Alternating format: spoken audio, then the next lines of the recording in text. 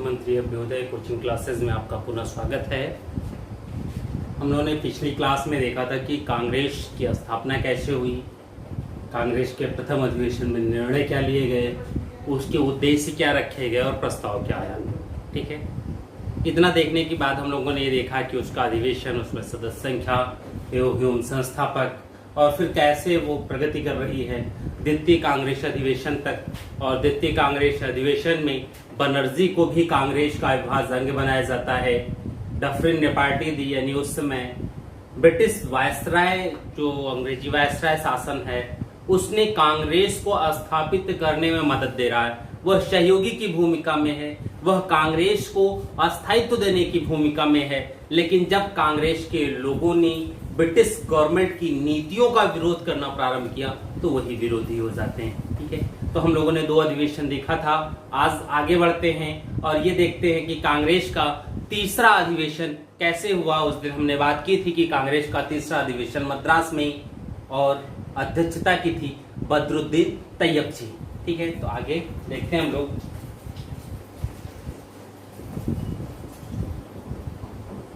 कांग्रेस का थर्ड अधिवेशन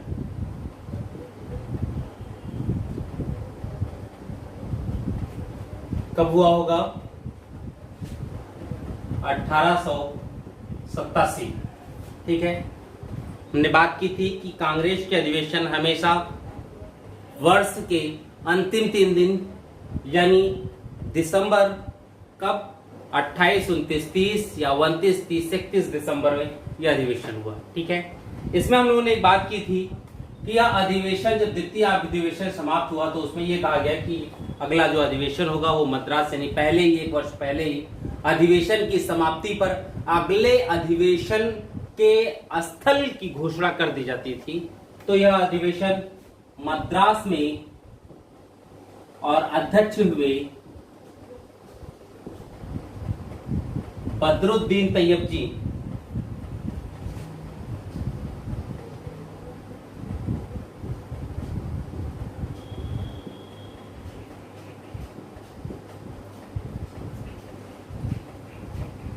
बदरुद्दीन तैयब जी, यहां ये ध्यान रखने वाली बात है कि ये कांग्रेस के प्रथम मुस्लिम अध्यक्ष हैं।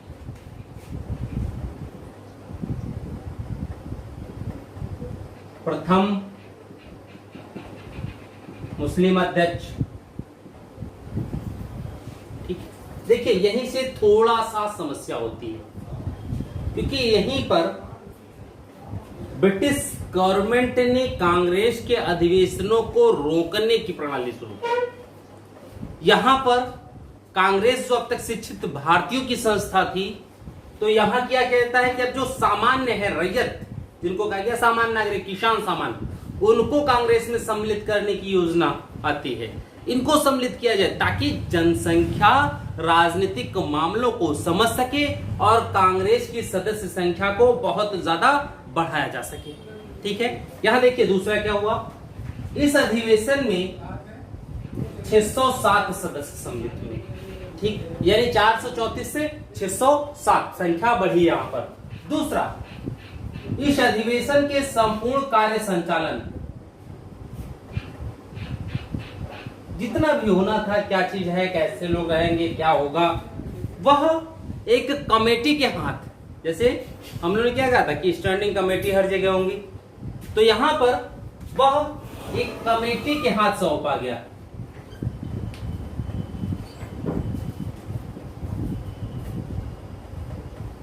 यानी एक कार्य और हुआ, कमेटी को यहीं से आगे बढ़ाने का काम। ठीक है, ये जो कमेटी थी, बाद में इसका कार्य क्या हो गया, या इसी को कहा गया, सॉरी, यही कमेटी विषय निर्धारणी कमेटी कहलाई।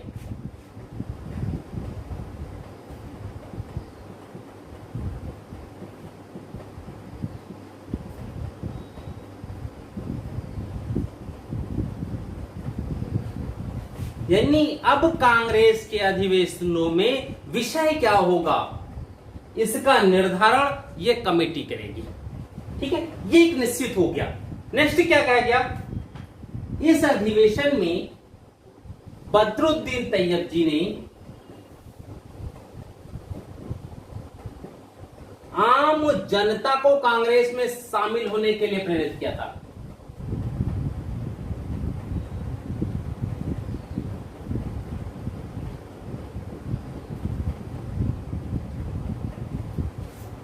ठीक है, यहां पहली बार होता है कि इसमें कांग्रेस ने अपने साथ आम जनता को सम्मिलित करने की नीति की।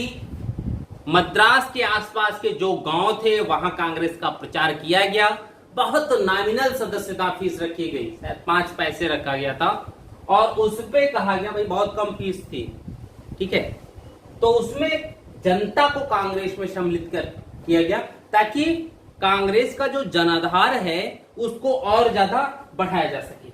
दूसरा, यह पहला अधिवेशन है जिसमें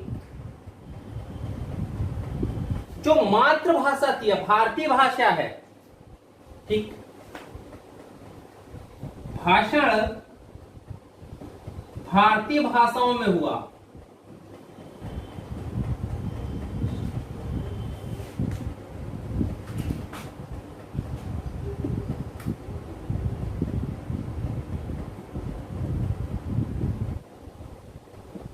ठीक है, मद्रास के जो मेयर थे, अंग्रेज थे, उन्होंने तेलुगु में भाषण दिया था यहां। ठीक है, हिंदी में भाषण नहीं हुआ। ये ध्यान रखिएगा कि कांग्रेस के तीसरे अधिवेशन में हिंदी में भाषण नहीं हुआ, तेलुगु में पहले भाषण होता है। यानी लोकल लैंग्वेज जो थी उसमें भाषण हुआ, तेलुगु में हुआ, मलयालम में हुआ, कन्नड़ में हुआ, इन सब में हुआ, लेकिन हिंदी यहां पर नहीं आई। तीसरा जो हुआ, इस अधिवेशन का संपूर्ण खर्च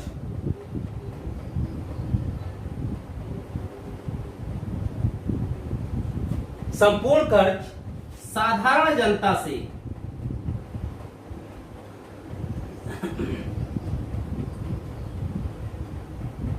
इकट्ठा किया गया।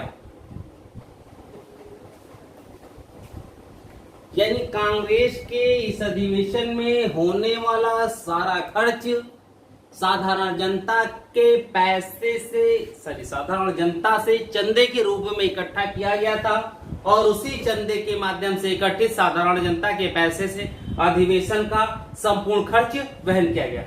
दूसरी चीज, इस अधिवेशन में 95% जनता यानी प्रतिनिधि जो सम्मिलित हुए,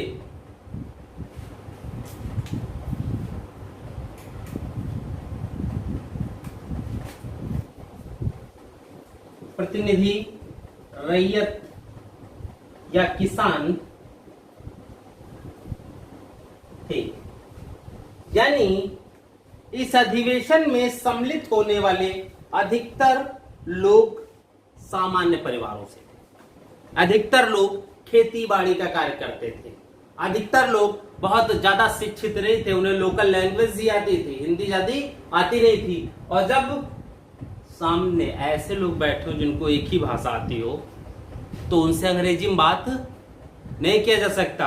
अगर वहां आप अंग्रेजी में बात करते तो वही हाल होता, भैंसी का आगे बेन बजाओ, भैंस खड़ी पगुराए।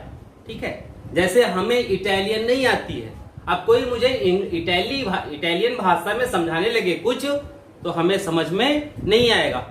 तो वहां पर स्थिति यही थी, इसलिए अधिकतर भाषण वहां की लोकल लैंग्वेज में दिया गया, क्योंकि इसमें बैठे हुए अधिकतर प्रतिनिधि इंग्लिश नहीं जानते थे।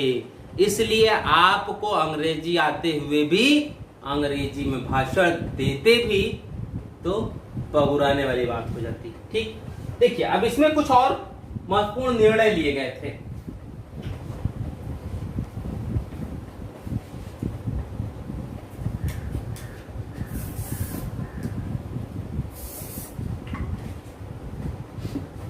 ठीक, महत्वपूर्ण क्या है? 2 निर्णय हैं।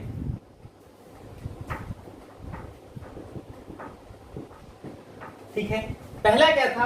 आर्म एक्ट के खिलाफ प्रस्ताव लाया गया, है ना। एक लिटन के समय में भारतीय शस्त्र अधिनियम आया था, लॉर्ड लिटन के समय में। ठीक है, आर्म्स एक्ट। के खिलाफ प्रस्ताव लाया गया। ठीक, लॉर्ड लिटन के समय में जो भारतीय सशस्त्र अधिनियम आया था उसमें क्या क्या आ गया था, कोई भी भारतीय लाइसेंसी बंदूक भी रखकर सड़क पर नहीं चल सकता। ठीक है, कुछ ऐसे ही थे। यानी भारतीयों से इतनी ज्यादा अंग्रेजों को असुरक्षा हो रही थी कि भारतीयों के लाइसेंस भी नहीं बन रहे थे। जिन भारतीयों के पास लाइसेंसी बंदूकें थी उनको भी लेकर चलने की इजाजत नहीं दी गई। एक भय रहा हो या कुछ भी रहा हो। ठीक है, हुआ क्या था कि यह जब प्रस्ताव रखा गया इस अधिवेशन में, तो इस प्रस्ताव का ह्यूम ने विरोध किया और उन्होंने कहा कि ऐसा कोई भी प्रस्ताव, भाई ये प्रस्ताव भाई लिटन के द्वारा यानी ब्रिटिश गवर्नमेंट लेके आई है और कांग्रेस इस प्रस्ताव का विरोध कर रही है। वह कांग्रेस जिनके संस्थापक ह्यूम खुद अंग्रेज हैं, इनकी इच्छा क्या थी, कांग्रेस ऐसी संस्था होगी कि इसके जो भी लोग हैं वो कांग्रेस के मंच से सरकार की आलोचना करेंगे, सरकार के जयकारे करेंगे, उनके दिमाग में सरकार की एक अच्छी इच्छा भी बनाई जा सके, कुछ भी ऐसी सी। ठीक, ह्यूम ने इसका विरोध किया कि नहीं इसको मत रखो मंच पे, लेकिन उनके न चाहते हुए भी इस एक्ट को कांग्रेस के मंच पर एक प्रस्ताव के रूप में रखा गया और यह ह्यूम के विरोध के पश्चात भी पास हो गया। देखिए ये चीजें आई। दूसरा जो आया वो आया असम कुली एक्ट। असम कुली एक्ट, ठीक है, असम में जो चाय बागान थे उसमें दास्ता का प्रतिबंध भी लगाया था, लेकिन फिर भी वो चीजें थी तो उसके खिलाफ ये बातें आई। लेकिन जब यह एक्ट प्रस्ताव रखा गया तो कुछ कांग्रेस के सदस्यों ने ही इसका विरोध किया। उन्होंने कहा कि यह प्रांतीय विषय है और कांग्रेस अभी इतनी मजबूत नहीं हुई है कि वह प्रांतीय विषयों पर ये स्थिति विवाद करे, उसको अपने मत अंदर ले। तो अगर ऐसा करती है तो कांग्रेस की जो लोकप्रियता में वृद्धि हो सकती है वह लोकप्रियता में वृद्धि कहीं न कहीं बाधित होगी। तो ये प्रस्ताव तो रखा गया लेकिन यह पास नहीं हो सका क्योंकि अधिकतर सदस्यों ने इसका विरोध कर दिया था। ठीक, प्रांतीय विषय समझकर इसका विरोध किया गया और यह प्रस्ताव पास नहीं हो गया। दूसरा जो था वो ये था गोरक्षा। गोरक्षा जैसा बात, इसमें एक प्रश्न यह भी आया कि गोरक्षा के लिए कोई न कोई कानून बनाया जाना चाहिए। ठीक है, यानी गोरक्षा के लिए कानून का निर्माण हो। ठीक, लेकिन समस्या ये थी कि यदि गोरक्षा के लिए कानून बनता तो इसके लिए हिंदू खुश होते, ये तो होता। लेकिन ऐसे कानून बनने के बाद जो मुसलमान थे वो शायद नाराज होते और कांग्रेस से अलग होकर एक अलग व्यवस्था में चले जाते, ठीक होता। तो यहां पर यह बात आई लेकिन इस पे बहस नहीं किया गया क्योंकि सांप्रदायिक मुद्दा होने के कारण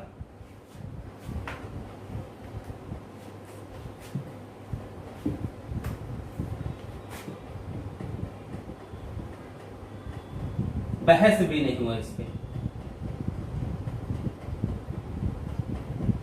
ठीक है, ये चीजें आई इसमें।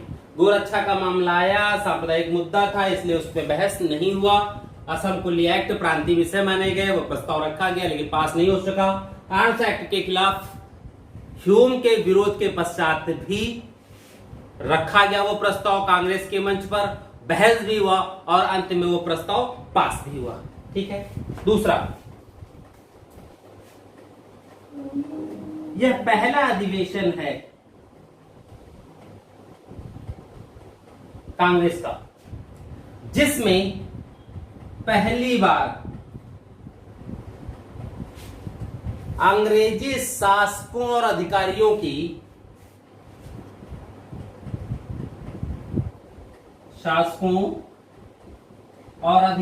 की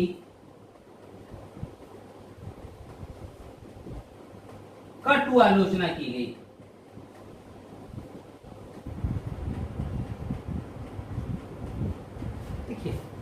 पहली बार अंग्रेज शासक और अधिकारियों की कटु आलोचना हो रही है। इससे पहले अंग्रेज शासकों की आलोचना नहीं होती थी, बल्कि जयकारे होते थे, गुणगान होता था।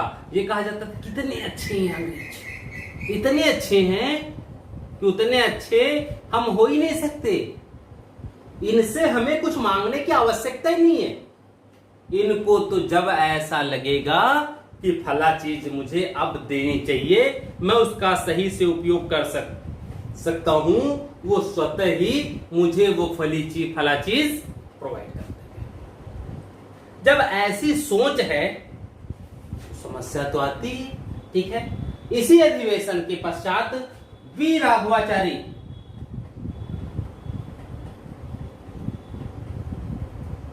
ठीक है ने एक पुस्तक लिखी,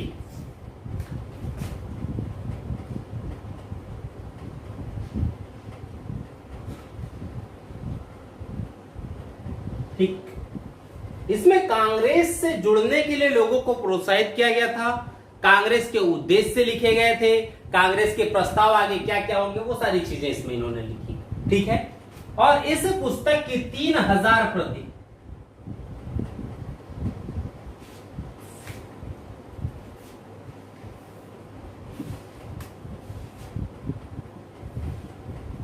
तमिल में थी और 2500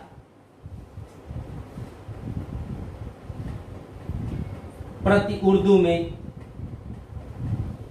और इन दोनों को यह दक्षिण भारत में बांटी गई और उर्दू वाली उत्तर भारत में। सिर्फ फ्री ऑफ कास्ट बांटी गई थी ये पुस्तक। ठीक, और इस टोटल पुस्तक में अंग्रेजों की घोर आलोचना की गई।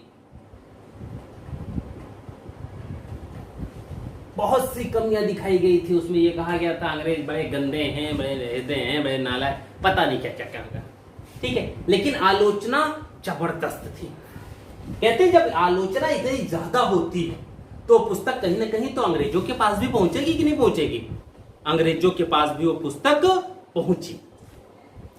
अब जब वो पुस्तक पढ़ेंगे अंग्रेज तो उनकी प्रतिक्रिया क्या होगी आप समझ सकते हैं। ठीक है, कहते हैं इस पुस्तक के बाद अंग्रेजों ने बहुत ज्यादा क्रुद्ध, अंग्रेजों का कांग्रेस से इतना ज्यादा गुस्सा कि अगर कांग्रेस कोई आदमी होता तो शायद बना बना खा जाते, ये स्थिति। ठीक है, बहुत ज्यादा इस पुस्तक से अंग्रेज बहुत ज्यादा क्रुद्ध हो गए। लेकिन अब तो पुस्तक की प्रतियां बंट चुकी थी, पुस्तक की प्रतियां लोगों तक पहुंच चुकी थी, लोग कांग्रेस की इन बातों को पढ़ चुके थे। अब गुस्सा होने से कोई फायदा नहीं था, क्योंकि चीजें जब वहां तक पहुंच गई हैं लोगों तक तो वो चीजें अब वापस नहीं आती, क्योंकि धनुष से छोड़ा गया बाण पुनः धनुष पर के म्यान पर नहीं चढ़ता। ये चीजें थी जैसे म्यान से निकली हुई तलवार को जब तक रक्त की बूंदें ना मिल जाएं तब तक उसे म्यान में नहीं रखा जाता है। तो यहाँ पर वही हाल था, ये प्रतियां बट चुकी थी। अब गुस्साए होत का जब चिड़िया चुग गई खेत, ये मेरा नानक जी ने तो कहा था, अब पछताए होत का जब चिड़िया चुग गई खेत। चलिए नेक्स्ट अधिवेशन हम लोग देखते हैं, कांग्रेस का चतुर्थ अधिवेशन। हमने ये देखा कि पहला बंबई, दूसरा कलकत्ता, तीसरा मद्रास, यानी 3 अधिवेशन प्रारंभ के तीनों प्रेसिडेंसी नगरों को कवर कर लेते हैं। तो अगर तीनों प्रेसिडेंसी नगर को ये 3 अधिवेशन कवर करते हैं तो नेक्स्ट अधिवेशन हम कहां बुलाएं, जिससे कांग्रेस को हम देश के प्रत्येक कोने में पहुंचाने का भरसक प्रयास हो सके।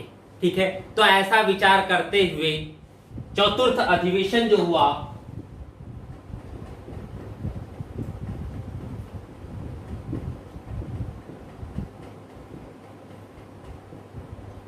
1858 88। ठीक, इस अधिवेशन को संयुक्त प्रांत में रखा गया ताकि हम उत्तर के संपूर्ण क्षेत्र को कवर कर सके, वहां पर अधिकतर उत्तर भारत के जो भी शिक्षित वर्ग हैं वो सम्मिलित हो जाएं। अर्थात संयुक्त प्रांत में यह अधिवेशन इलाहाबाद, पुराना नाम अब बाबा ने कर दिया प्रयागराज।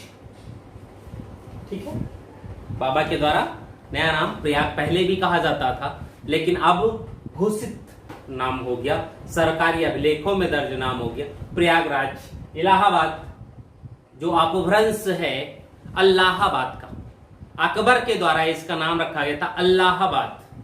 ठीक है,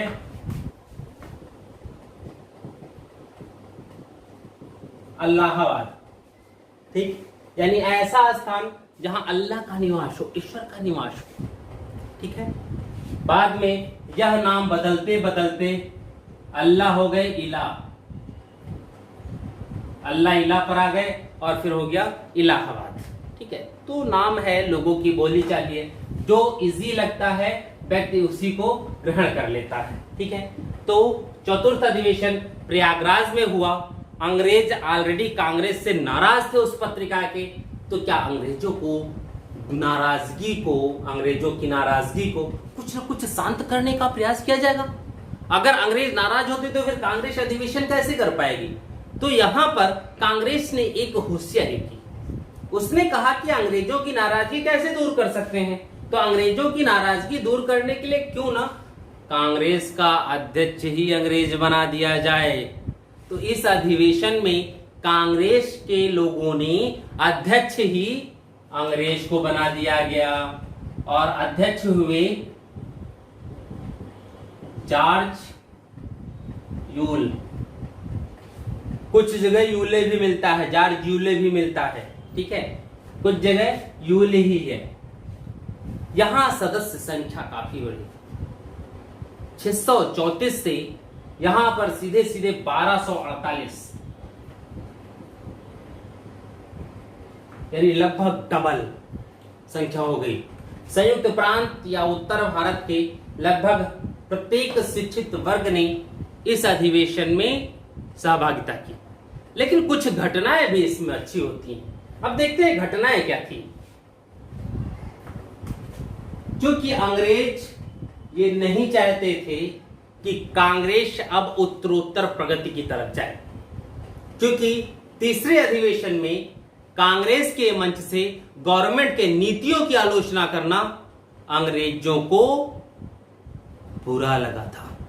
तो अगर अंग्रेजों को बुरा लगा है तो अंग्रेज स्वाभाविक है वो यही प्रयास करेंगे कि कांग्रेस के अब अधिवेशन ही ना होने दिए जाएं। इसलिए पहला कांग्रेस के अधिवेशन को रोकने का प्रयास किया गया।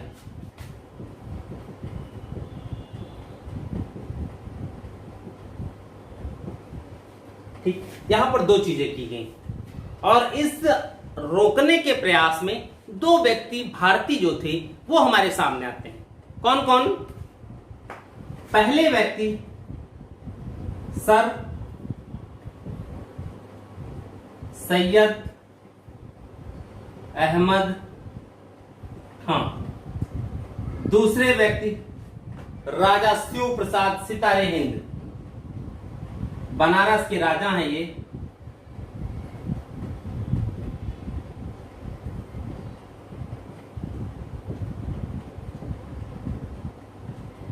ये दो लोग सामने आते हैं और इन दोनों से ये कहा गया कि आप उत्तर भारत में मजबूत है, भाई वो राजा हैं और ये भी अलीगढ़ आंदोलन से जुड़े हुए हैं, आप उत्तर भारत में एक जनाधार रखते हैं, तो आप दोनों का काम होगा कांग्रेस के अधिवेशन को होने से रोकना, यानी कांग्रेस के अधिवेशन का विरोध करना। ठीक, अब इन दोनों ने चालू कर दिया विरोध, खूब विरोध किया, लेकिन कुछ ऐसा निष्कर्ष नहीं पाए। ठीक है, लेकिन अब होने के लिए दूसरी चीज, जो भी सरकारी बिल्डिंग होती वो सब नहीं मिलती, तो ऐसे में एक नए व्यक्ति है। ठीक, राजा दरभंगा,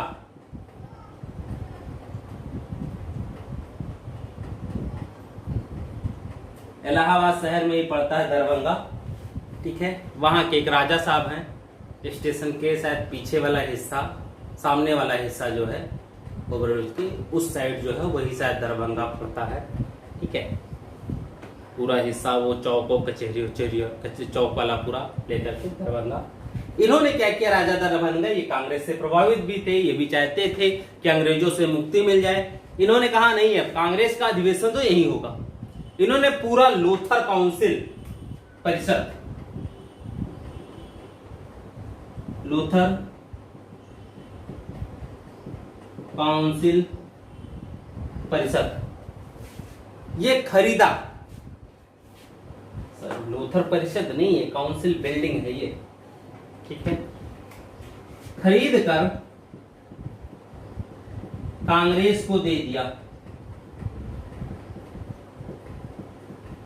अब किसी की निजी संपत्ति में अगर हम धरना प्रदर्शन करें, कोई सभा करें, तो उससे किसी को आपत्ति नहीं होनी चाहिए। सरकारी बिल्डिंग नहीं हो सकती थी, राजा शिव प्रसाद सितारे अहमद खान विरोध कर रहे थे ताकि लोग उसमें सम्मिलित ना हो अधिवेशन में। लेकिन राजा दरभंगा ने कांग्रेस के अधिवेशन को होने के लिए प्रयास किया।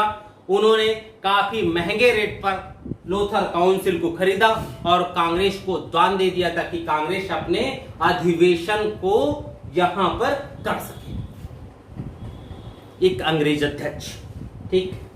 अब इसी अधिवेशन में भाई पत्र तो राघवाचारी वाला डफरिन ने भी पढ़ा होगा और 88 में ही डफरिन का कार्यकाल भी पूरा हो रहा था। 88 में ये भी है, 88 में डफरिन का कार्यकाल खत्म होगा, ठीक है। तो यहां पर डफरिन ने कांग्रेस की आलोचना की।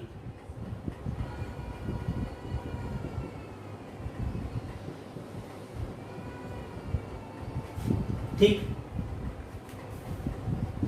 अब यहां हुआ क्या कि ये वही डफरिन है जिन्होंने कलकत्ता अधिवेशन में कांग्रेस के संपूर्ण सदस्यों को अपने खर्चे पर गार्डन पार्टी दी थी। देखिए उस समय कांग्रेस की सदस्य संख्या 434, दूसरा अधिवेशन है, और इसमें कांग्रेस की सदस्य संख्या 1248, यानी हर साल कांग्रेस की सदस्य संख्या दूना हो जाती है, डबल हो जाती है। उसके पश्चात भी डफरिन ने आलोचना की क्योंकि कांग्रेस अब अंग्रेजों की आलोचक हो गई थी। डफरिन ने कहा कांग्रेस जो है वो सूक्ष्मदर्शी,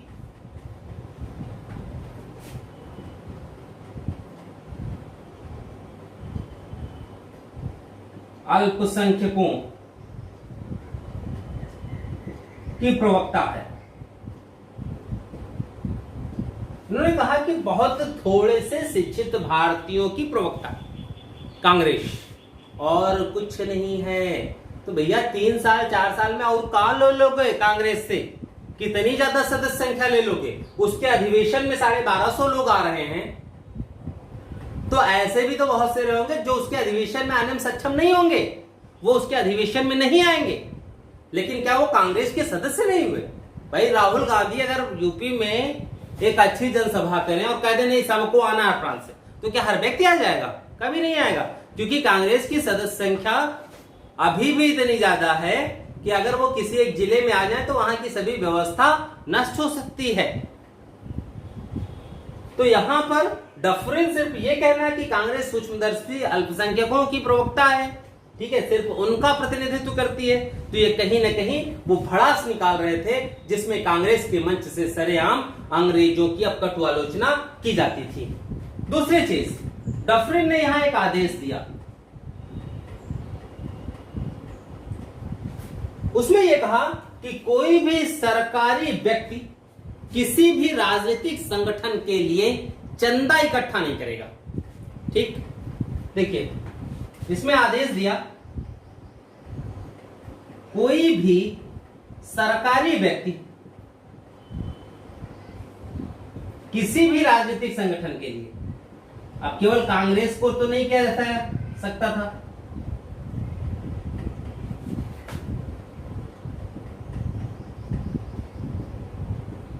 किसी भी राजनीतिक संगठन के लिए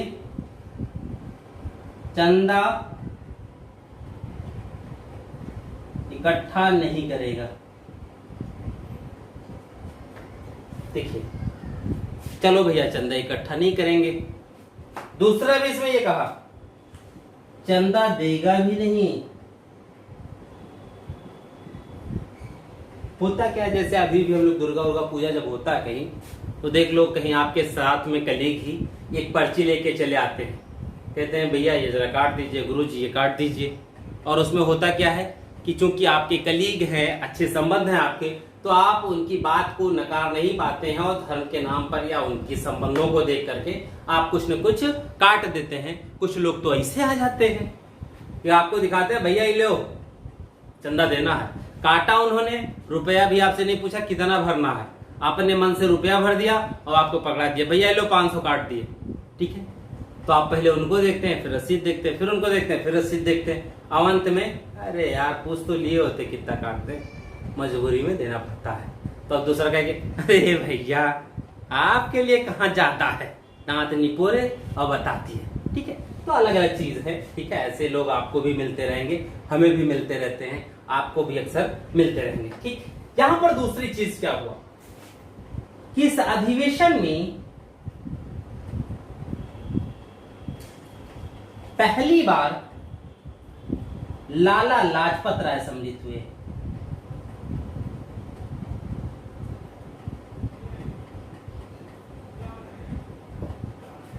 ठीक है, इस अधिवेशन में पहली बार लाला लाजपत राय सम्मिलित हुए और इन्होंने यहां पर हिंदी में भाषण दिया।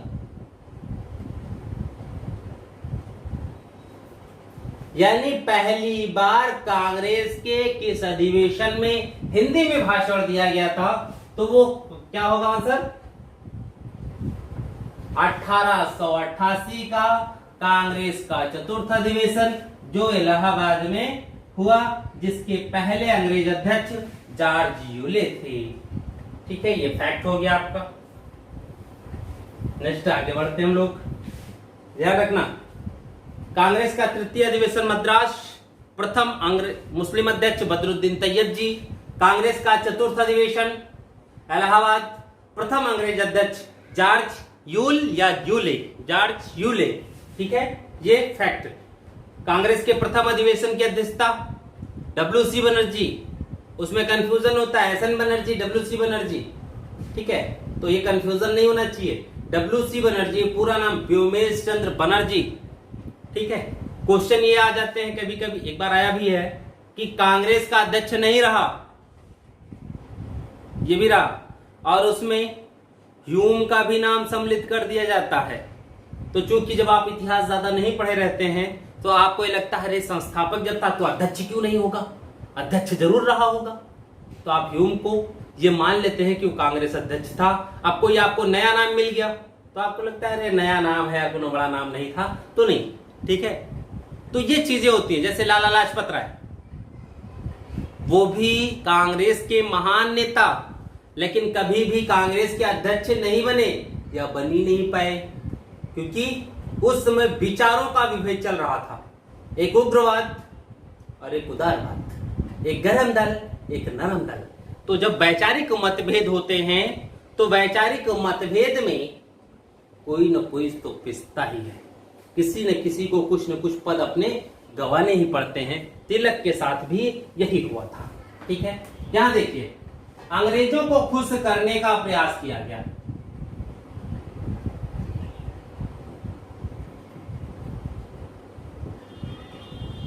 इस अधिवेशन में अंग्रेजों को खुश करने का प्रयास किया गया और प्रचार प्रसार जो हो रहे थे वो बंद करने की घोषणा कर दी गई।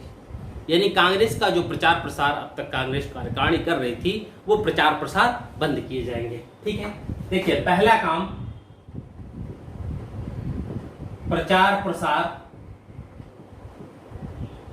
बंद करने की घोषणा की गई। ठीक, चलो प्रचार प्रसार आपने बंद कर दिया। दूसरा इसमें यह कहा गया कि कांग्रेस का अगला अधिवेशन यानी कांग्रेस का चौथा है ये, पांचवा अधिवेशन कहां, ब्रिटेन में किया जाएगा।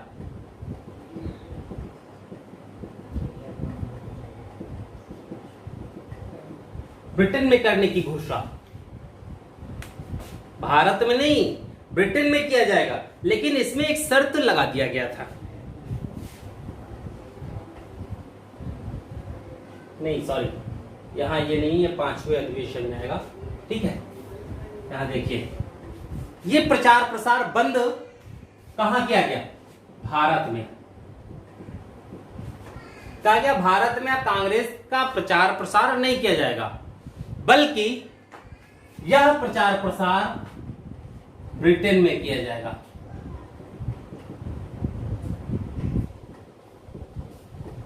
चलो ठीक है भाई, आप प्रचार प्रसार जहां इच्छा वहां करो। ब्रिटेन को क्यों बनाया गया, ताकि भारत की वास्तविक परिस्थिति से ब्रिटिश लोगों को अवगत कराया जा सके। जी भी था। अब अवगत कराने की बात है तो ब्रिटिश लोगों को अवगत कराएंगे। हो सकता है लोगों का यहाँ के शासन में परिवर्तन के लिए प्रेशर बनाए और कुछ हित भारतीयों का भी हो जाए, ये सभी बात थी, ठीक है। तो इसके लिए क्या किया गया, जुलाई 1889 1889 में लंदन में इंडियन नेशनल कांग्रेस की ब्रिटिश कमेटी बनी। लंदन में इंडियन नेशनल कांग्रेस, इसकी कमेटी बनी, ठीक। इंडियन नेशनल कांग्रेस की ब्रिटिश कमेटी बन गई। अब इस इंडियन नेशनल कांग्रेस की जो ब्रिटिश कमेटी बनी, इसका कार्य था कि इसके माध्यम से ब्रिटेन में भारतीय हितों को लोगों के बीच पहुंचाना। अब इस कमेटी ने एक काम चालू किया, इसने एक पत्र निकालना शुरू किया, ठीक है। पत्र था न्यू इंडिया,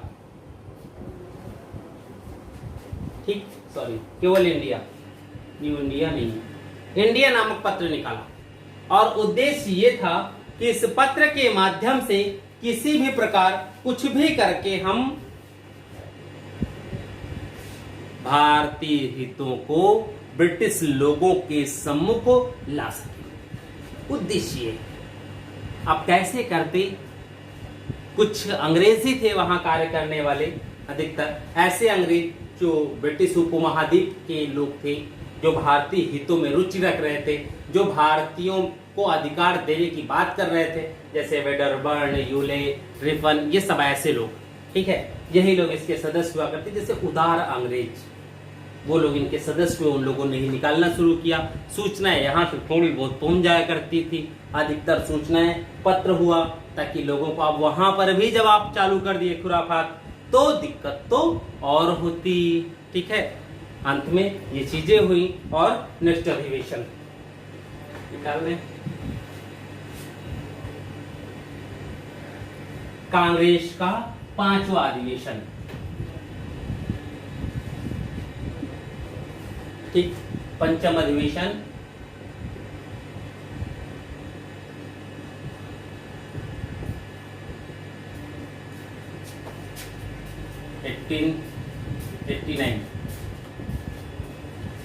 कांग्रेस का 5वां अधिवेशन, ठीक है। अब इसमें देखिए क्या हुआ।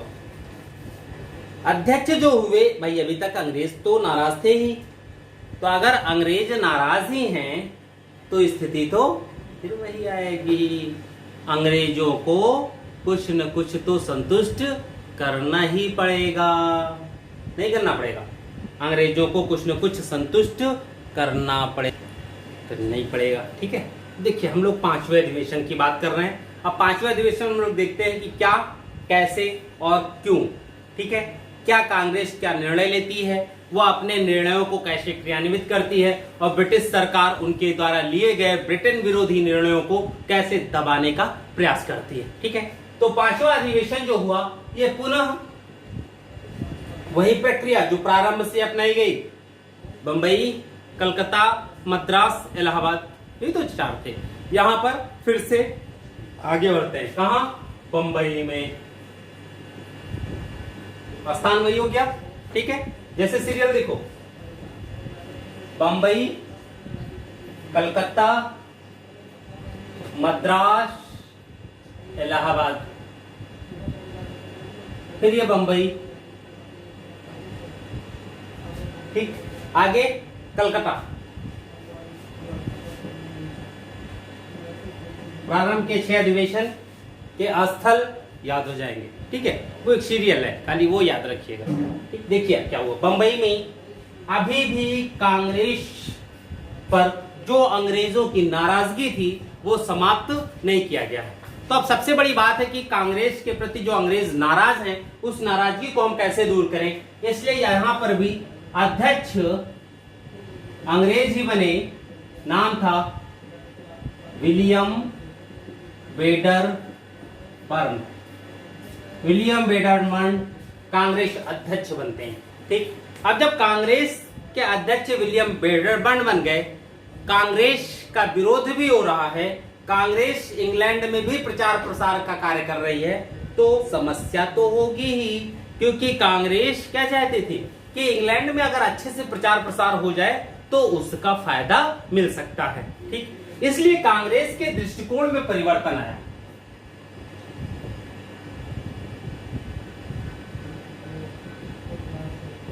परिवर्तन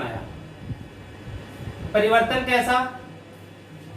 ब्रिटेन में विरोध करने का, ठीक है।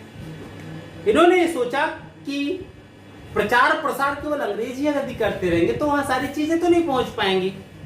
तो अगर सब कुछ वहां नहीं पहुंच सकता तो फिर हम अपने प्रचार प्रसार का जो दायरा है उसको हम कैसे बढ़ा सकते हैं।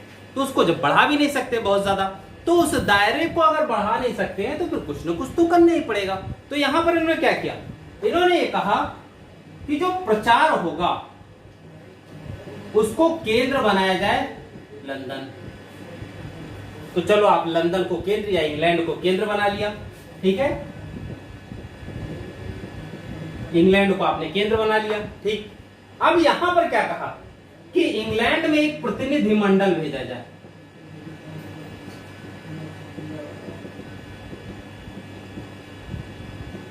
ठीक, इंग्लैंड में एक प्रतिनिधि मंडल भेजने का फैसला हो गया। चलो भाई ठीक है, इंग्लैंड में प्रतिनिधि मंडल भेजा जाएगा।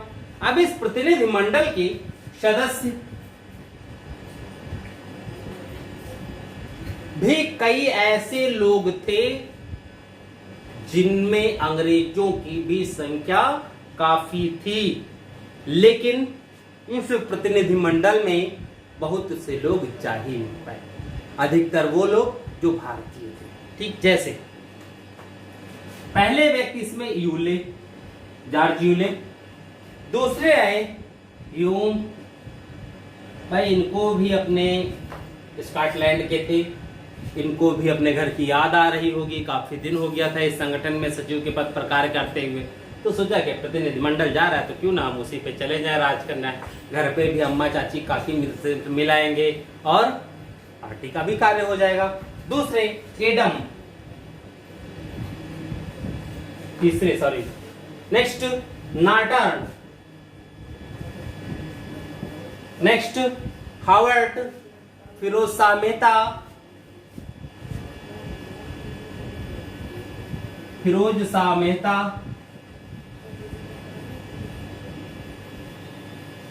Manmohan Ghosh,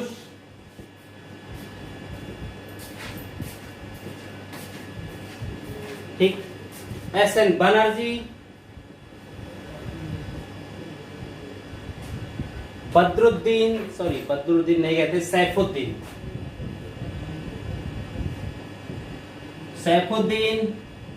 W.C. Banerjee, H. मचोलकर,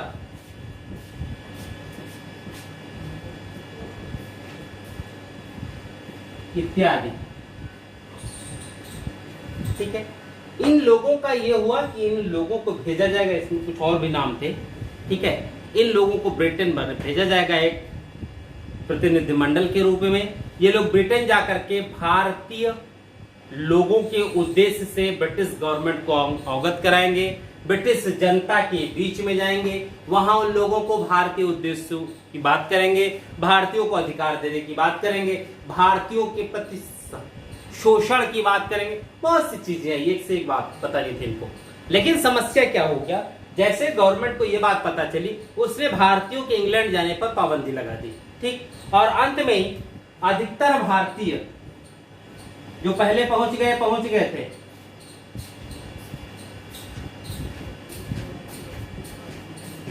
England जा ही नहीं पाए।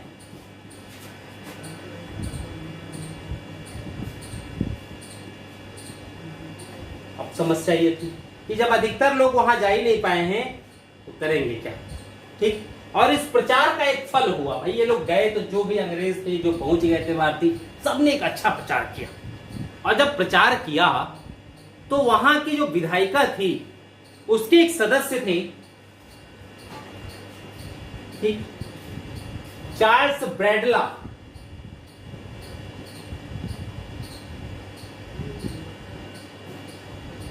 ठीक है, चार्ल्स ब्रैडला, इन्होंने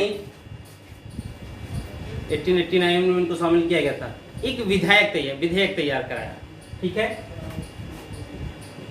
एक विधेयक तैयार किया, ठीक। और तैयार करने के बाद 1890 में ब्रिटिश संसद में इस विधेयक को पेश भी कर दिया, ठीक है। इस विधेयक को 1890 में ब्रिटिश संसद में पेश किया। भाई सदस्य हैं ब्रिटिश संसद के, ये भी कोई न कोई विधेयक पेश कर सकते हैं, संसद के पटल पर विधेयक को रख सकते हैं, परिणाम चाहे जो हो। तो चार्ल्स ब्रैडला ने भी एक विधेयक तैयार किया भारतीय हितों को लेकर के, और फिर ब्रिटिश संसद में उस विधेयक को रखा। तो अगर इन्होंने ब्रिटिश संसद में रखा है तो उसका परिणाम भी तो कुछ आना चाहिए। अब परिणाम क्या हो सकता था ये देखा जाए, ठीक है, परिणाम देखा जाए क्या होता है। अब चूंकि विधेयक किसके द्वारा तैयार किया गया, चार्ल्स ब्रैडला के द्वारा। विधेयक का उद्देश्य क्या था, भारतीय हितों की बात। ये जो प्रतिनिधिमंडल भेजा गया था, इसने जैसा बताया होगा उस हिसाब से। तो क्या ऐसे विधेयक को ब्रिटिश संसद के सदस्य स्वीकार करते? कभी नहीं। कहते हैं इस विधेयक का विरोध हुआ, घोर विरोध। संसद के सदस्यों ने ही इस विरोध किया इसका, और विरोध इतना ज्यादा हो गया कि इसको वापस लिया गया।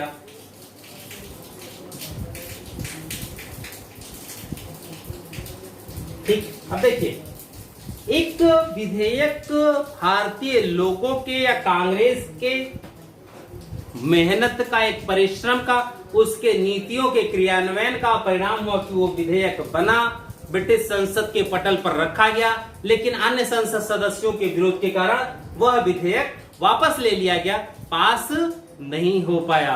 पास हुआ होता तो शायद कुछ न कुछ निर्णय भारतीयों को अधिकार भी दिए जाते, लेकिन चूंकि भारतीयों के प्रेशर में आकर के कुछ भारतीयों ने मिलकर के वो विधेयक बनाया था, इसलिए उसे पास नहीं होना था, क्योंकि इसके पहले हम लोग इल्बर्ट बिल विवाद देख चुके हैं। ठीक है, अब हुआ क्या, लेकिन इस विधेयक या इसका जो परिणाम था वो एक सुखद हुआ,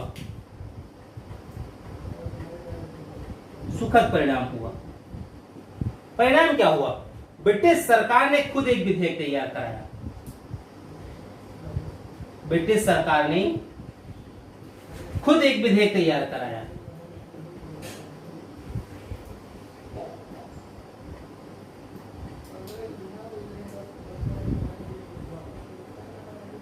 ठीक, चलिए, अच्छा है। और इस विधेयक को तैयार करने के बाद पेश भी किया गया और ये पास भी हुआ। भारतीय हितों की ही बात थी इसमें, बहुत सी चीजें वही थी जो चार्ल्स ब्रैडला वाले उत्तर विधेयक में मांगी गई, और यही विधेयक 1892 का, ठीक है, यही विधेयक दिख रहा है, चलो हाँ दिख रहा है, यही विधेयक 1892 का इंडियन काउंसिल एक्ट बना।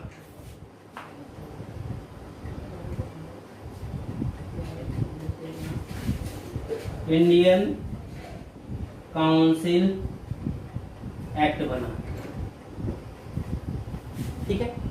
यानी कांग्रेस का जो एक आंदोलन था, जो अधिकारों की बात थी, वो कहीं न कहीं थोड़ी सी मांगों के परिणाम स्वरूप, थोड़े से प्रेशर के परिणाम स्वरूप अपने लिए कुछ अधिकार प्राप्त करने में सफल हो जाती है, ठीक है। तो ये था 5वां अधिवेशन।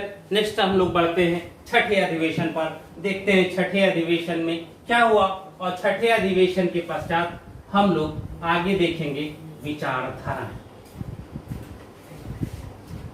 कि कांग्रेस में कैसे लोगों की सोच बदलती है, लोगों की मांग बदलती है, और वह कांग्रेस जो अभी तक अंग्रेजी गुलामों की तरह अंग्रेजों के प्रति स्वामी भक्ति की कल्पना करते थे, वो उसके कुछ सदस्य कैसे अब उसके विरोध के सामने खड़े होते हैं, उसके विरोध की बात आने लगती है। 6ठा अधिवेशन,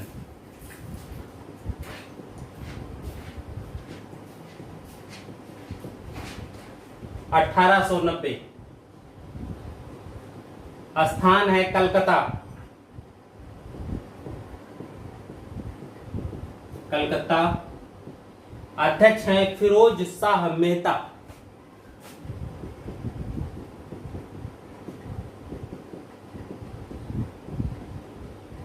ठीक, यानी जॉर्ज यूले, विलियम वेडरमैन के बाद पुनः एक भारतीय कांग्रेस की अध्यक्षता को सुशोभित करता है, अध्यक्ष पद को सुशोभित करता है।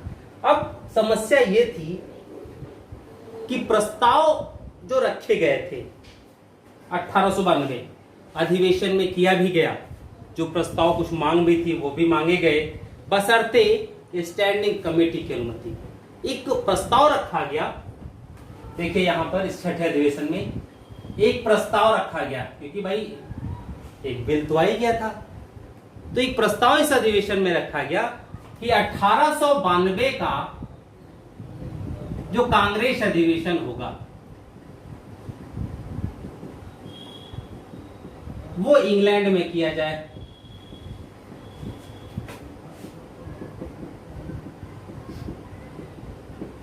ठीक, एक प्रस्ताव ये रखा गया कि 1892 का कांग्रेस अधिवेशन इंग्लैंड में किया जाए, लेकिन इसके साथ एक शर्त जोड़ दी गई।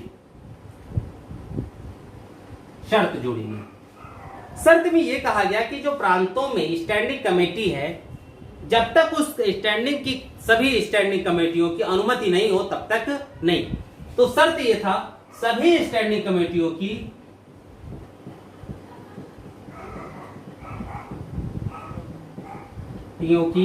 अनुमति हो।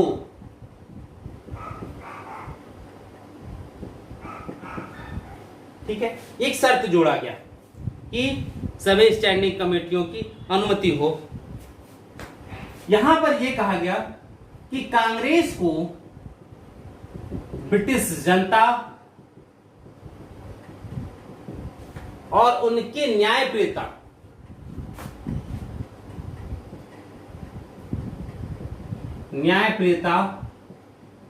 में पूर्ण विश्वास है, इसलिए न्याय मांगने ब्रिटेन जाएंगे। सुनो भाई, इतना ज्यादा विश्वास है कि न्याय मांगने ब्रिटेन जाएंगे, ठीक है। लेकिन कारणवश यह अधिवेशन इंग्लैंड में नहीं हो सका।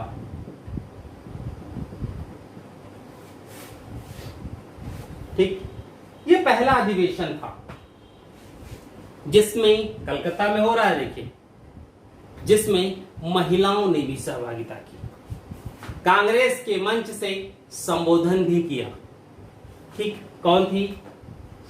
कलकत्ता विश्वविद्यालय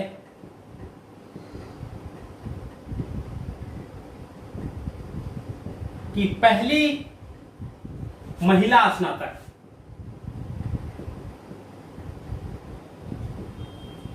विश्वविद्यालय 57 से शुरू हुआ क्लासेस, और पहली महिला स्नातक ये बात काफी समय बाद। पहले स्थिति भी थी कि महिलाओं को ज्यादा शिक्षा उच्छा नहीं दिलाया जाता था, जैसे थोड़ा बहुत हाई स्कूल 10 पास की, 8 पास की, 5 पास की, है ना, उनका अधिकतर विवाह कर दिया था। समाज का जो उच्च वर्ग कुलीन था वही महिलाओं को शिक्षित करने का प्रयास करता था, वही महिलाओं को शिक्षा का लेकिन इन्हें भी कॉलेज जाने की अनुमति नहीं थी। जो भी शिक्षा होती थी वो घर पे ही टीचर आकर के पढ़ा के चले जाते थे। ठीक है, तो एक अलग अलग विचारधारा थी। बोलो पहले स्नातक कादम्बिनी गांगुली,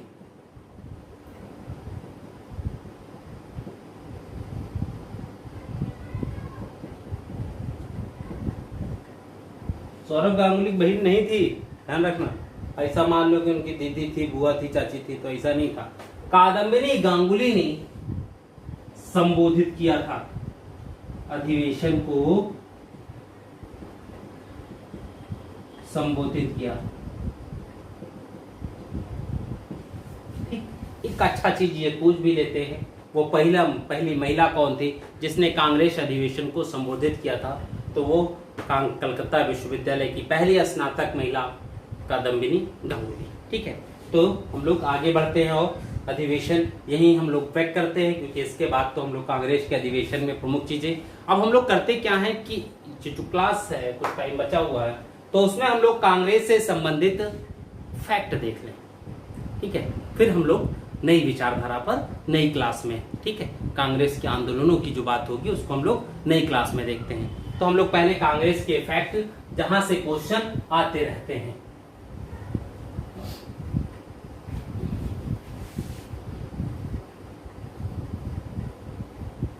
कुछ चीज आपको मैंने बता दिया ऑलरेडी। भारतीय राष्ट्रीय कांग्रेस स्थापना 28 दिसंबर 1885, ये आप जानते हैं। ठीक, प्रथम अध्यक्ष WC बनर्जी। कांग्रेस का पिता किसे कहा गया? एओ ह्यूम को। ध्यान रखना, कांग्रेस का पिता एओ ह्यूम को ही कहा जाता है, किसी और को नहीं। गांधी वादी मत जाना, महात्मा गांधी को नहीं कहते। ठीक है, कांग्रेस का पिता एओ ह्यूम। और ये भी कब?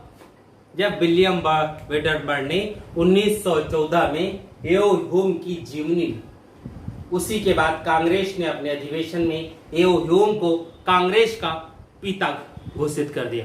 तो चलो, सबके बाप होते हैं, अम्मा कांग्रेस की नहीं थी। ठीक है, फिर एओ ह्यूम हुए, प्रथम अध्यक्ष हुए। प्रथम मुस्लिम अध्यक्ष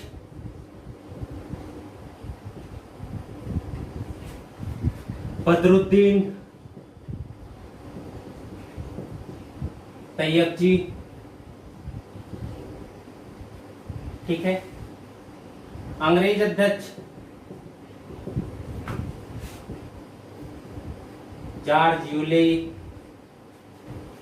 ध्यान देना, प्रथम अंग्रेज अध्यक्ष जॉर्ज यूले, प्रथम मुस्लिम अध्यक्ष बदरुद्दीन तैयब जी, प्रथम महिला अध्यक्ष एनी बेसेंट, प्रथम महिला अध्यक्ष हैं, ध्यान रखिएगा। फिर प्रथम भारतीय महिला अध्यक्ष सरोजनी नायडू, ये हुई 1917, ये हुई 1925। देखिए, प्रथम महिला अध्यक्ष, कांग्रेस की प्रथम महिला अध्यक्ष पूछ ले तो एनी बेसेंट। अब भाषा तुरंत चेंज हुई, कांग्रेस की प्रथम भारतीय महिला अध्यक्ष, तब वहां सरोजनी नायडू। एनी बेसेंट भारतीय नहीं थी, वो आयरलैंड की निवासी थी, वो एक आयरिश महिला थी। वो यहाँ पर थियोसॉफिकल सोसाइटी की मेंबर थी, उसके थ्रू कार्य कर रही थी। लेकिन बाद में भारत की परिस्थितियां जब देखी तो उन्होंने भारतीय राजनीति में प्रवेश किया और होम रूल लीग आंदोलन तक चला दिया। ठीक है, प्रथम विभाजन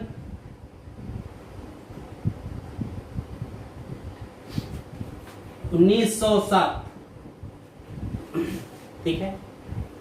प्रथम विभाजन कांग्रेस का 1907 ये सूरत अधिवेशन भी था। इसमें कांग्रेस के दो गुट नरम दल और गलम दल ये आपस में इतने ज्यादा विवादित हो गए, इतना ज्यादा कि एक दूसरे खून खच्चर पर उतारू हो गए। कहते हैं उस अधिवेशन की तो स्थिति ये थी कि सभागार में जितनी कुर्सियां रखी गई थी बहुत सी टूट गई थी।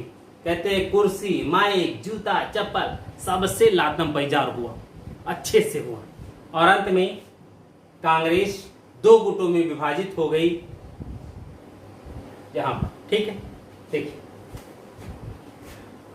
1896, ठीक है, 1896 में वंदे मातरम का गायन हुआ।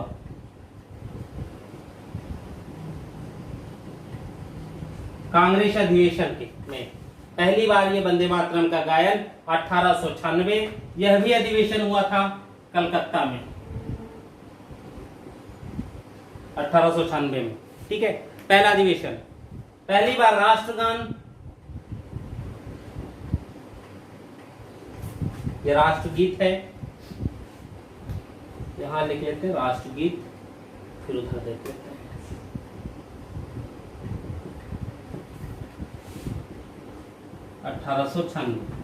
राष्ट्रगान का पहली बार गायन दिल्ली दरबार के समय, 1911, ठीक है, 1911 के अधिवेशन में हुआ। ठीक है, ये भी कलकत्ता में हुआ। ठीक, राष्ट्रगान का पहली बार गायन 1911। इसी अधिवेशन में बंगाल विभाजन को रद्द करने की घोषणा हुई थी। इसी अधिवेशन में राष्ट्रगान का गायन भी हुआ था। इसी अधिवेशन में यह कहा गया कि अब ब्रिटिश सरकार की जो राजधानी है वो कलकत्ता में न होकर के दिल्ली होगी। ठीक, कौन? शीतकालीन राजधानी, ग्रीष्मकालीन तो शिमले में था। ठीक है, ये चीज की गई। अब देखिए सर्वाधिक बार अध्यक्ष कौन रहे? यहां दो नाम आते हैं, दादा भाई नौरोजी और पंडित जवाहरलाल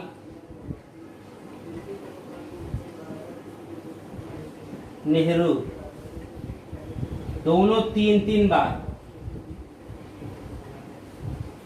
बार से ज्यादा अध्यक्ष कोई नहीं रहा। ठीक, सबसे कम उम्र का अध्यक्ष अबुल कलाम आजाद।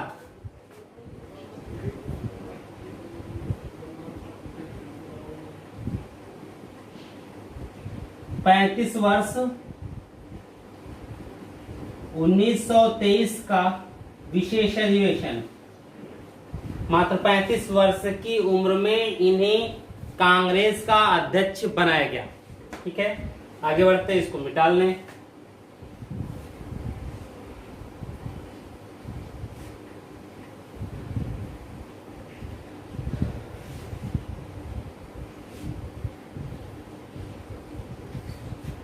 ठीक है, स्वराज की बात सबसे पहले की गई 1906 के अधिवेशन में। कलकत्ता ही है, दादा भाई नौरोजी इसके अध्यक्ष थे। वही स्वराज की बात दादा भाई नौरोजी ने ही अपने अधिवेशन अध्यक्षीय भाषण में किया था। ठीक है, पहली बार स्वराज की बात होती है। लेकिन यहाँ पर भी जो स्वराज की बात हुई है वो डोमिनेंट स्टेट्स की तरह हुई है। अंग्रेजों के अधीन रहते हुए संपूर्ण शासन प्रणाली भारतीयों के द्वारा संचालित की जाए, एक ऐसे स्वराज की बात हो रही है यहाँ पर, उसकी विचारधारा हो रही है। ठीक है, पूर्ण स्वराज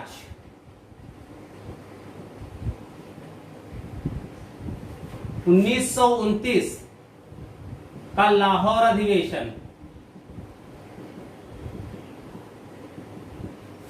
अध्यक्ष थे JL नेहरू, जवाहरलाल नेहरू। कारण क्या था कि 1928 में जब नेहरू रिपोर्ट आई और जिन्ना के 14 सूत्र आए तो स्थिति यह हो गई कि कांग्रेस को एक जो बंधा था उम्मीद कि कुछ न कुछ अंग्रेज अच्छा कर देंगे, वो चीज खत्म हो गई। फिर यहाँ पर कांग्रेस में गुटबंदी होती है तो युवा जो भी थे वो एक समाजवादी कांग्रेस की बात करने लगे कि भारत को एक समाजवादी स्थिति दिया जाए। तो यहाँ पर युवाओं की बात गई, जिसमें जवाहरलाल नेहरू थे, सुभाष चंद्र बोस थे, शक्तिमूर्ति थे, कुछ और नए नए लोग थे। ये 3 प्रमुख थे और इन्हीं के अंतर्गत वो आया। और नेहरू जी जब अध्यक्ष बने तो उन्होंने अपनी उसी विचारधारा के अंतर्गत लाहौर अधिवेशन में पहली बार पूर्ण स्वराज की बात की। इन्होंने कहा कि कुछ नहीं, इधर उधर स्वराज नहीं, हमको जो चाहिए वो पूर्ण स्वराज चाहिए, एक ऐसा स्वराज जिसमें अंग्रेजों को किसी भी प्रकार का कोई राजनीतिक अधिकार न हो, ये बात रखी। फिर भी भारतीय संविधान निर्माण में एंग्लो इंडियन के लिए 2 सीट आरक्षित की गई। ठीक है, जैसे हमारे यहां देखिए, थोड़ी सी बात कर लेते हैं। 552 कुल अधिकतम सीट संख्या रखी गई लोकसभा की। इसमें 530 प्रांतों से, 20 केंद्र शासित प्रांतों से और 2 सदस्य एंग्लो इंडियन। एंग्लो इंडियन से तात्पर्य हमारा ऐसे लोगों से है जिनके पिता कहीं न कहीं अंग्रेज थे। जैसे पुर्तगालियों में जब लोगों ने यूरोपीय व्यापार की बात की थी तो अल्बुकर्क का कथन क्या था कि पुर्तगालियों को भारतीय महिलाओं से विवाह करना चाहिए। भारतीय महिलाओं से विवाह करने के बाद भारतीय लोगों के कल्चर में घुसना चाहिए उन्हें थोड़ा थोड़ा। तो यहां पर अंग्रेजों ने भी तो बहुत सी भारतीय महिलाओं में कोई प्रेम है, किसी से भी हो सकता है, तो अंग्रेजों ने भी कई भारतीय महिलाओं से विवाह किया था। और उन वैवाहिक स्थिति के बाद जो बच्चे पैदा हुए, अंग्रेज जाते समय भी अपने लौंडों के लिए 2 सीट लोकसभा में छोड़ गए थे। अभी जल्दी में ही IITI में मांगा गया कि भारत में जो 2 एंग्लो इंडियन की सीट है, तो कितने एंग्लो इंडियन भारत में वर्तमान में हैं, तो उसमें लगभग बात आई थी कि 450 के आसपास टोटल इतने बचे हैं और इनके लिए 2 सीट आरक्षित है। तो अच्छी बात है भाई, सरकार का है, चाहे तो उसको खत्म कर दे, लेकिन एक प्रस्ताव लाना पड़ेगा। अंग्रेज तो अपने लिए कर ही गए थे, कभी कभी उस पर किसी न किसी एंग्लो इंडियन की नियुक्ति हो जाती है, कभी कभी नहीं होती है। वो तो सरकार के ऊपर डिपेंड करता है कि वह किसी को नियुक्त करे, क्योंकि वो मनोनयन होता है, चुनाव नहीं होगा वहां पे। ठीक है, मनोनीत सीटें हैं वो दोनों, किसी की नियुक्ति करे या ना करे। ठीक है, नेक्स्ट आते हैं हम लोग। गांधी जी द्वारा अधिवेशन अध्यक्षता।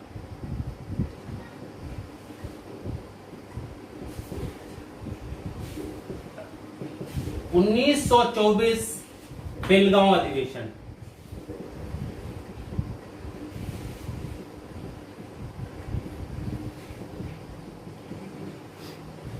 एकमात्र यही वर्ष एकमात्र एक बार अध्यक्षता की गांधी जी ने 24 का, अन्य इसके बाद फिर उन्हें मौका नहीं मिला या उन्होंने करना नहीं चाहे। जो भी रहा हो, गांधी जी अगर करना चाहते तो लगातार वही अध्यक्ष रहते, लेकिन संत आदमी, उन्होंने करना नहीं चाहा होगा, सोचा होगा नए नए लोगों को आगे बढ़ाया जाए, उनसे अध्यक्षता करवाई जाए, और खुद भी 24 में थे तो वो रिहा होकर के आए थे, अध्यक्षता कर ली। हो सकता है कांग्रेस अधिवेशन में रेगुलर सम्मिलित ना होते रहे हो, जो कि किंग बनने में नहीं, किंग बनाने में ज्यादा फायदा है, हम लोग आज देखते हैं। ठीक है, तो वो चीजें थी। आगे बढ़ते हैं हम लोग। वह महत्वपूर्ण नेता जो अध्यक्ष नहीं बना,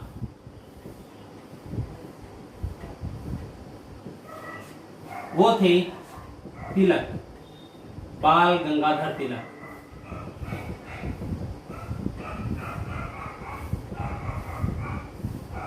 ये कभी अध्यक्ष नहीं बन पाए कांग्रेस की,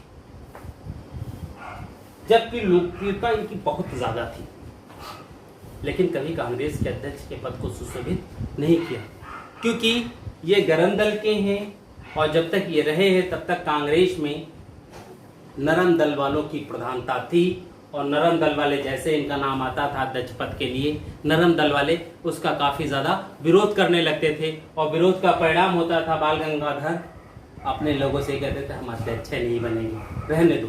क्योंकि सूरत अधिवेशन में लाला लाजपत राय जो भी गरम दल के ही थे, उन्हीं को अध्यक्ष बनाने के लिए विवाद आया था बहुत ज्यादा, और फिर पनही तक चली थी। ठीक है, नेक्स्ट आते हैं। संयुक्त लीग और कांग्रेस का संयुक्त अधिवेशन,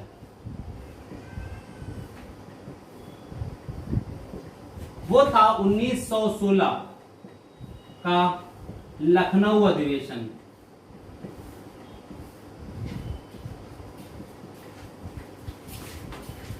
लीग और कांग्रेस, और इसी अधिवेशन में कांग्रेस के दोनों गुट, नरम दल और गरम दल, नरम दल और गरम दल, कांग्रेस के दो गुट, 1907 सूरत कांग्रेस में विभाजन हुआ सूरत के अधिवेशन में, और नरम दल ने गरम दल के सदस्यों को कांग्रेस से भगा दिया, यानी निकाल दिया गया। तिलक के कांग्रेस में रहने पर पाबंदी लगा दी गई, उन्हें भी निष्कासित कर दिया एक प्रस्ताव के माध्यम से, क्योंकि वो बहुमत में थे नरम दल वाले। ठीक, अब समस्या ये थी कि तिलक 1908 में उनको कारावास हो गई 6 वर्ष की, चले गए जेल, 14 में बाहर आए। ठीक है, तो बंदा जेल में भी काफी रहा, बहुत संघर्ष किया उन्होंने। तो जब बाहर आए तो उन्होंने देखा व्यवस्था, होम रूल लीग चलाया, देखा उसमें भी काफी अच्छा उन्होंने किया है। और 15 में गोपाल कृष्ण गोखले, जो तिलक के कांग्रेस में सम्मिलित होने का सर्वाधिक विरोध कर रहे थे, अपना वैचारिक मतभेद भी था। ठीक है, सबसे ज्यादा विरोध गोखले ही कर रहे थे। 15 में उनकी भी डेथ हो गई। जो लोग ऐसे थे जो तिलक के कांग्रेस में आने का सबसे ज्यादा विरोध कर रहे थे, 15 तक उनकी डेथ हो गई। अंत में मदन मोहन मालवीय और सरोजनी नायडू, इन लोगों ने प्रयास किया कि किसी तरीके से कांग्रेस को एक मजबूत संस्था तभी बनाई जा सकती है जब कांग्रेस में नरम दल और गरम दल दोनों के लोग एक साथ आ जाएं। क्योंकि होम रूल लीग आंदोलन चलाया तो गया, लेकिन वो इतना प्रभावी नहीं था जितना प्रभावी उसे बनाया जा सकता था। तो जब इतना प्रभावी नहीं, तो फिर जो भी प्रमुख नेता थे, जो भी उस समय स्वतंत्रता प्रेमी थे, राष्ट्र की आजादी के लिए लड़ रहे थे, उन सबको ये लगा कि अगर भारतीय टुकड़ों में स्वतंत्रता का प्रयास करेंगे तो उन्हें कभी स्वतंत्रता नसीब नहीं होगी। इसलिए स्वतंत्रता का प्रयास टुकड़ों में नहीं, बल्कि एकजुट होकर के करना पड़ेगा। वो समाज का कोई भी वर्ग हो, उसे कांग्रेस के तले आना होगा, कांग्रेस में लामबंद होना होगा।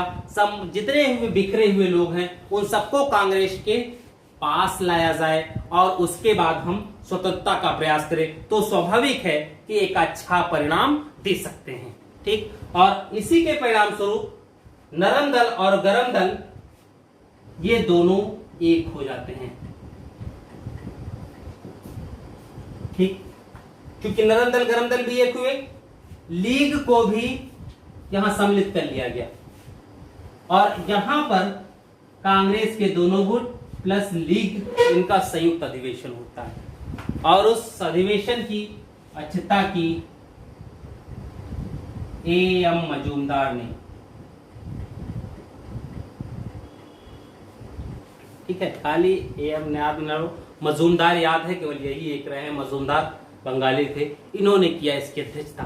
ठीक है, और लखनऊ अधिवेशन 1916। अब देखिए दूसरी चीज क्या थी,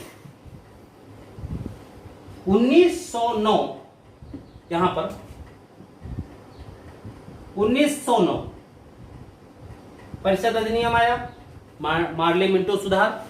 इस सुधार में अंग्रेजों ने बंगाल विभाजन के विरोध को निष्प्रभावी करने के लिए मुस्लिमों को पृथक निर्वाचन प्रणाली दी थी।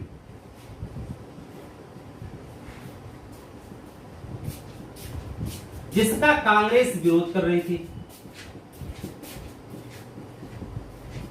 अभी तक विरोध कर रही थी कांग्रेस। उसने कहा आरक्षण दे दो, लेकिन पृथक निर्वाचन प्रणाली मत दो, क्योंकि इससे आप भारतीय समाज को बांटने का प्रयास करेंगे।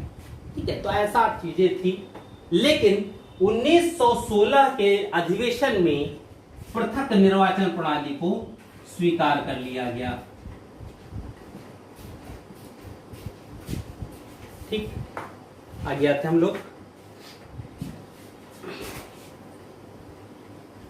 सुभाष चंद्र बोस द्वारा अध्यक्षता,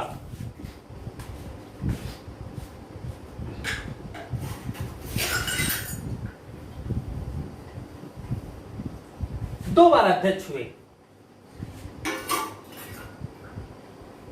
हरिपुरा में 1938 और दूसरा था त्रिपुरी 1939। दो थे।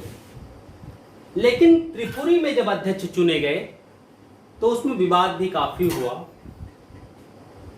और अंत में इन्होंने गांधी जी के सम्मान को बचाए रखने के लिए अपने अध्यक्ष पद से इस्तीफा दे दिया। और इस्तीफा देने के बाद इनको कांग्रेस से निकाला भी गया। बाद में फॉरवर्ड ब्लॉक की स्थापना की इन्होंने, फिर भाग गए इंग्लैंड, जर्मनी भाग गए, जर्मनी से जापान गए, जापान में आजाद हिंद फौज की कमान इनको मिली, वहां सिंगापुर आए और द्वितीय विश्व युद्ध के दौरान इन्होंने भारत को आजाद कराने के लिए आजाद हिंद फौज के माध्यम से प्रयास भी किया, जिसमें असम उसम अंडमान निकोबार ये द्वीप जीत लिए थे। लेकिन उसी समय एक विमान दुर्घटना में इनकी डेथ हो जाती है। अब त्रिपुरी संकट में हुआ क्या था, हम लोग अभी कांग्रेस की ही चीज पढ़ रहे हैं, ये सब बाद में भी हम लोग डिस्कस करेंगे। त्रिपुरी संकट में हुआ क्या कि नेताजी तो लड़ गए चुनाव अध्यक्ष पद के लिए, गांधी जी ने इनका समर्थन ना करके पट्टाभी सीतारमैया को खड़ा किया। लेकिन जब चुनाव बाद निर्णय आया तो उस निर्णय में गांधी जी द्वारा समर्थित कैंडिडेट पट्टाभी सीतारमैया की हार होती है। गांधी जी बड़े उम्मीद हुए, उन्होंने कहा अरे मेरी हार, और इसको अपने ईगो से उन्होंने कहा। और जब वो हार गए तो उन्होंने कहा गांधी जी ने, यह पट्टाभी सीतारमैया की नहीं बल्कि मेरी व्यक्तिगत हार है। तो ये चीज कहा गांधी जी ने। जैसे ही कहा, कांग्रेस कार्यकारिणी के जितने भी सदस्य थे सबने इनके साथ असहयोगपूर्ण रवैया, उसमें सिवाय इनके भाई को छोड़कर, और सबने गांधी जी के साथ हो गए। और जब देखा कि कार्यकारिणी इनके साथ नहीं है, इनके सपोर्ट में नहीं खड़ी है, तो फिर कार्य कैसे कर सकते थे अध्यक्षता के। जब ये देखा कि विवाद इतना ज्यादा है तो इन्होंने वहीं पर अध्यक्ष पद से त्यागपत्र दे दिया। और इनके अध्यक्ष से त्यागपत्र देने के बाद कार्यकारी अध्यक्ष डॉक्टर राजेंद्र प्रसाद हुए। फिर बाद में इन्होंने ही गांधी जी को राष्ट्रपिता का संबोधन दिया था। एक अलग बात थी वो सब चीजें, ठीक है। सर्वाधिक समय तक अध्यक्ष,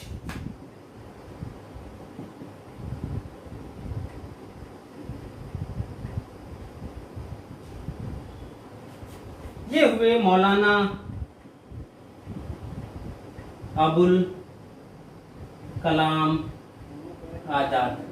सबसे कम उम्र के भी यही थे अध्यक्ष, सबसे ज्यादा समय तक भी अध्यक्ष रहे। 1942 से 1946, 48 या 46, 46 है, ठीक है। 1942 से 1946। कारण क्या था कि 1942 में ये अध्यक्ष हुए। इन्हीं की अध्यक्षता में भारत छोड़ो का प्रस्ताव आया।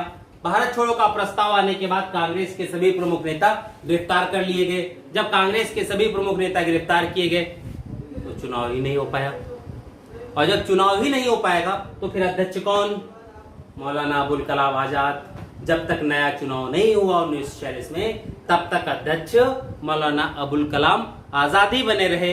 यह अलग बात है कि उस दौरान कांग्रेस की बैठकें नहीं हो पाई, ठीक है, लेकिन अध्यक्ष। अब देखिए, गांव में हुआ अधिवेशन।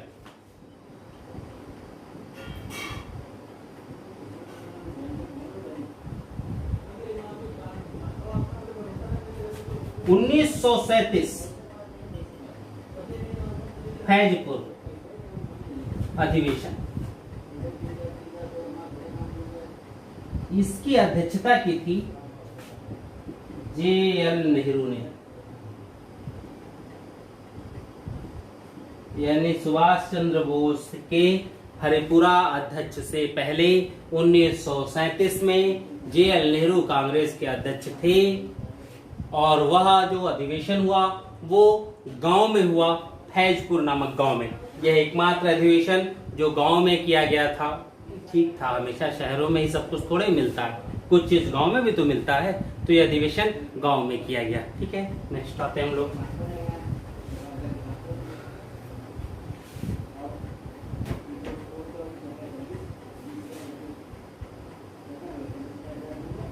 स्वतंत्रता के समय अध्यक्ष पट्टाभी सीतारमैया, ठीक है। ये देख लेना, पट्टाभी सीतारमैया या यम विश्वेश्वरैया, ठीक है। इन्होंने कांग्रेस का इतिहास भी लिखा था, ठीक है। कांग्रेस का दूसरा विभाजन 1921 में हुआ।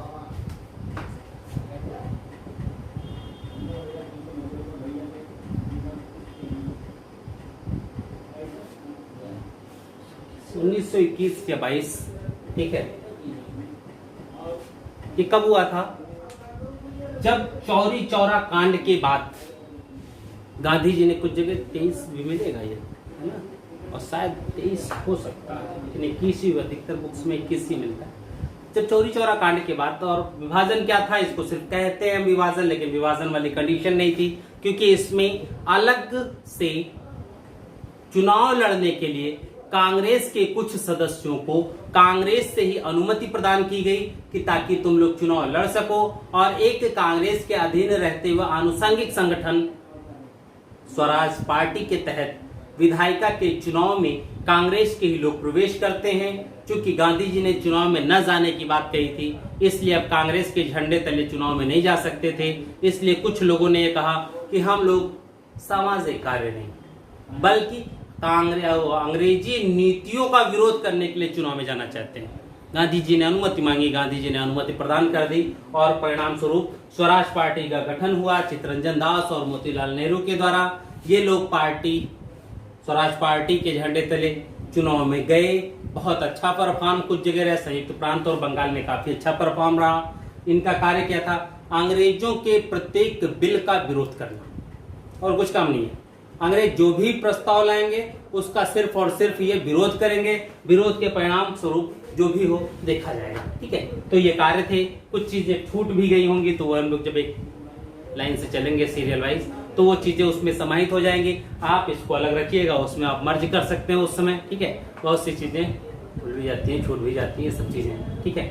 आज के लिए बस इतना ही। नेक्स्ट हम लोग जो क्लास लेंगे उसमें हम लोग कोशिश करेंगे कि अब हम लोग आंदोलनों पर चलें। ये देखें कि क्रांतिकारी विचारधारा का उदय कैसे होता है, तिलक ने उसमें कैसे सहयोग किया, और कांग्रेस जो एक उदारवादी संगठन था, जो अपने अधिवेशन के अंतिम दिन, अधिवेशन की समाप्ति के समय महारानी के जयकारे लगा करके समाप्त करता था, वह कांग्रेस कैसे दो दलों में बट जाता है। वो उदारवादी लोगों की कमेंट किए जाते हैं, उनकी नीतियों की आलोचना की जाती है, और एक ऐसा वर्ग उदित होता है जिसका उद्देश्य था हम अपनी वस्तु को छीन लें।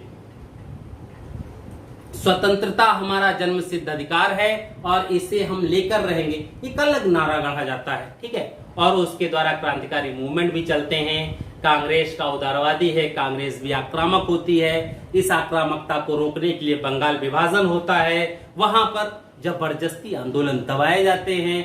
बंगाल विभाजन भी उसी आक्रामकता, उसी सामूहिकता को तोड़ने का एक प्रयास था, ठीक है।